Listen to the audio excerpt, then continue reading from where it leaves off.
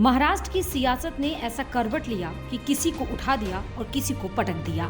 जी हां, पटखनी खाने वाली पार्टी उद्धव ठाकरे गुट इस हार को बर्दाश्त नहीं कर पा रही है। शिंदे गुट के पास शिवसेना का नाम और पार्टी सिंबल जाने के बाद उद्धव गुट लगातार शिंदे सरकार और केंद्र की मोदी सरकार पर निशाना साध रही।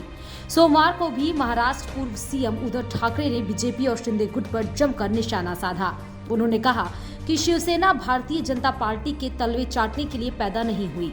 उद्धव ठाकरे ने कहा कि शिवसेना को सुपारी देकर खत्म करने की कोशिश की जा रही।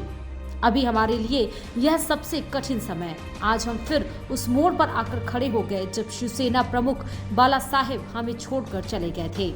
बाला साहेब के निधन के बाद कहा गया कि अब शिवसेना नहीं चल पाएगी, लेकिन हमने इस बात को गलत साबित करके दिखाया। हमने शिवसेना को चलाकर दिखा दिया। केंद्र की मोदी सरकार पर निशाना साधते हुए उद्धव ठाकरे ने कहा कि अगर हम अभी नहीं जागे तो 2024 के बाद हम तानाशाही के अधीन हो जाएंगे। उद्धव ने कहा कि भाजपा गद्दारों यानी शिंदे गुट को पार्टी का नाम और सिंबल दे दिया। उन्होंने आगे कहा कि अब पुराने मामलों को खोलकर शिवसेना को पूरी तरह से खत्म करने की योजना है। उनका गुट 28 फरवरी तक लाइटिंग टॉर्च सिंबल का इस्तेमाल कर सकता है। अगर इस सिंबल को हटा दिया जाए तो भी उनके दिमाग में 10 और सिंबल है। दरअसल चुनाव आयोग ने अपने फैसले में शिवसेना का नाम और तीर कमान का चुनाव चिन्ह शिंदे गुट को देने का निर्णय लिया था।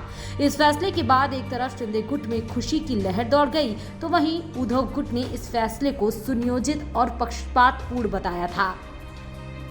शिवसेना का नाम और निशान मिलने से उत्साहित शिंदे गुट ने सुप्रीम कोर्ट में कैविएट दाखिल कर ये मांग कर दी कि बिना उनका पक्ष सुने कोई भी एक तरफा आदेश पारित न किया जाए।